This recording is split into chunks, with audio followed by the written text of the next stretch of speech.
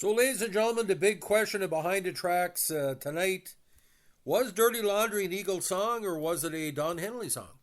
Well, yes, it was a Don Henley song, but there were so many people involved with the Eagles, including Joe Walsh and Timothy Schmidt, were part of the song. It was not really the Eagles, but it wasn't really Don Henley. Say you might call them semi-Eagles. Now, Dirty Laundry, probably one of the most important songs talking about the media exploitation of the 1980s, was a song written by Don Henley and Danny Korchmar from Henley's debut solo studio album, I Can't Stand Still. The song reached number one in the Billboard Top Album Tracks chart in October 82, prior to being issued as a 45 RPM single. Lyrically, the song describes mass media sensationalism, Star Magazine, National Enquirer, Stern, all that. Released as the second single from I Can't Stand Still, it spent 3 weeks at number 3 on the Billboard Hot 100 in early 83. The single was certified gold by the RIAA in March 83, representing sales of 1 million copies in the United States. Now, considered in the synth rock, synth funk, new wave grouping, 5 minutes and 36 seconds. Now, the previous single was Johnny Can Read, a very good song as well, followed by the title track. The song is about the callousness of network television news reporting as well as the tabloidization of all news. Henley sings from the standpoint of a news anchor man who could have been an actor, but I wound up here. The video is quite strong as well. The song's theme is that TV news coverage focuses too much on negative and sensationalist news. In particular, deaths, disasters, and scandals, with little regard to the consequences for what is important. We all know that crap is king. Now, what he was referring to, you're going local TV, like the breaking news style of the CNN in the 80s, where bad news would lead all the time and try to keep you hooked, wouldn't even give you good news, and it was all like a bunch of stand-ups, which is going on in 2025. But the problem is now most of the news is fake, but it's all opinion, but back then it was real bad news. The song's theme, again, is that TV news coverage focuses too much on negative and sensationalist.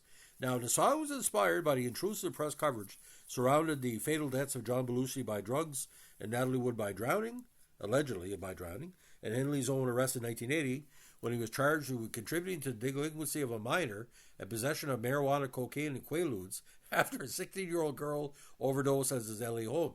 I don't think he was delivering pizza. The bubble-headed bleached blonde mentioned in the song was rumored to have been Christine Lund of KABC TV in LA, but Henley has categorically denied this. Among the musicians on the record were his Eagles bandmates Timothy B. Schmidt and Joe Walsh. Walsh performs the first guitar solo, followed by Steve Lukather of the band Toto. The guitar basic tracks are played by Kochmar, who also helped Henley compose the song. The sleeve notes also mention musicians George Gruhl, Roger Lynn, and Steve Porcaro.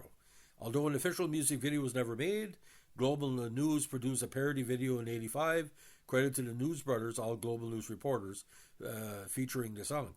There is a video out there, but I think it's mostly for Europe. Now, the original vinyl LP version is slightly different mix than the single version, which is the version commonly released on CD. They run about the same duration. There is also a German 7-inch single with a unique 440 edit. Now, among the differences in the single version are added keyboards on the intro, no teletype noises at 132 and 329, a slightly longer delay on the vocal echo throughout the song, a slightly different vocal take on a line you don't really want to know just how far it's gone at 3 minutes, removed or quieted guitar chord at the downbeats during the verses at 157 to 214 and 255 to 313, and a differently panned and slightly louder telephone ringer noise at 336 and 517 towards the end. Now, on the charts, 51 in Australia, top 8 in Austria, number 1 in Canada, number 7 New Zealand, number 2 in South Africa, 59 UK, Billboard Hot 100 number 3, Top Rock Tracks number 1, US Cashbox Top 100 number 5, in Canada year-end charts number 30, Cashbox number 34, and chart for 83, Top Pop Singles 48 in that campaign. United States 1 million units. Now, we're going to go over some of the lyrics here, and if it rings kind of bell, this is, like I said, what media was like 43 years ago, because it was all like sensationalists when, this before the AIDS crisis as well. So he was kind of predicting what was going on. Now, this is the lyrics, and like I said, it's almost libelous. Good thing he wasn't talking about something to do. And I'm gonna dedicate this to the former Much Music and New Music VJ John Roberts at Sellout on Fox News, because if anybody is sold out to Dirty Laundry, it's him. Now, verse 1. I make my living off the evening news. Just give me something I can use. People love it when you lose. They love Dirty Laundry. Well, I could have been an actor, but I wound up here. I just have to look good. I don't have to be clear. Come and whisper in my ear. Give us Dirty Laundry. And this is the refrain. Kicking winter up. Kicking winter down. Kicking winter up. This is repeats 4 times. And kick them all around. We got the bubble-headed bleach blonde. Comes in on at 5. She can tell you about the plane crash with a gleam in her eye. It's interesting when people die. Give us Dirty Laundry. Now, your verse 4, very controversial as well. Can we fill the operation? Is the head dead yet? You know, the boys in the newsroom got a running bet. Get the window on the set. We need Dirty Laundry. Verse 5, we don't really need to find out what's going on. You don't really want to know just how far it's gone. Just leave well enough alone. Eat your dirty laundry. And dirty little secrets, dirty little lies. We got our dirty little fingers in everybody's pie. We love to cut you down to size. We love Dirty Laundry. We can do the innuendo. We can dance and sing. When it's said and done, we haven't told you a thing. We know that crap is king. Give us Dirty Laundry. And the refrain keeps on going for many times. So, ladies and gentlemen, like I said, he should know about Dirty Laundry because he was touched by Dirty Laundry in that incident. And I really don't know if anybody even talks about it anymore, because what was a 16-year-old girl doing there? I mean, it just doesn't make any sense.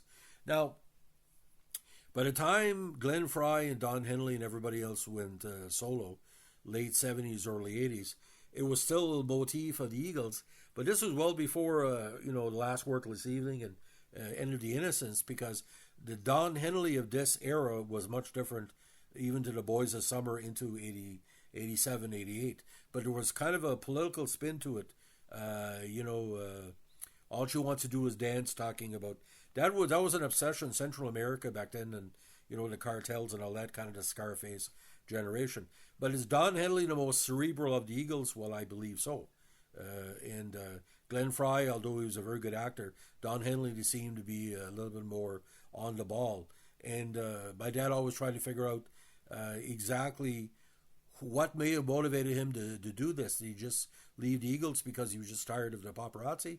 We don't know, because Don Henley hasn't really done any big in-depth interviews with anybody for years, so he's kind of a mystery wrapped in enigma.